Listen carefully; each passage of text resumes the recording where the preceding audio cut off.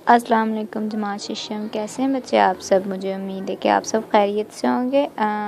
कैसी गुजरी आपकी विंटर वेकेशंस स्टूडेंट्स। जैसे कि आपको पता है, बिफोर विंटर वेकेशन हम तारिक बिन ज़ियाद रहमतुल्लाह अलैह एक पर्सनालिटी के बारे में रीड कर रहे थे और उसका हमने क्वेश्चन नंबर जो जीम था तकरीर के बारे में पढ़ा था। तो अब उससे एक नेक्स्ट स्टेप आगे चलते हैं। ये आज का हमारा सबक है जो आपने याद करना है, आपने राइट नहीं करना।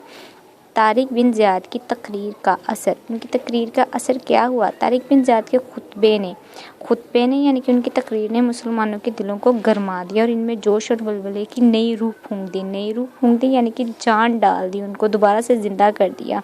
91 हिजरी में, कौन सी हिजरी में, 91 हिजरी में दोनों लश्करों का मुकाबला हुआ। दो लश्कर कौन से थे, ईसाई और मुसलमान, उन दोनों का मुकाबला हुआ और बिल आखिर तारिक बिन ज़ियाद रहमतुल्लाह अलैह ईमानी ताकत के बलबूते पर, किसके बलबूते पर, यानी ईमान की ताकत के बलबूते पर उसके सर पर अपने कलील लश्कर के साथ, कलील यानी कि कम लश्कर के साथ कसीर लश्कर पर गालिब आ गए, यानी कि बहुत ज़्यादा बड़े लश्कर पर गालिब आ गए। और जनूबी स्पेन पूरा मुकम्मल नहीं, जनूबी स्पेन के कई अहम शहरों में, यानी कि अब ये स्पेन के कुछ शहर है जिनमें कर्तबा, मालका, अल्बेरा और तदमीर है, इन इलाकों को फ़तह कर लिया। और स्पेन की तारीखी फ़तह के बाद मुसलमानों ने 800 साल तक स्पेन पर हुक्मरानी की। कितने सौ साल हुक्मरानी की मुसलमानों ने?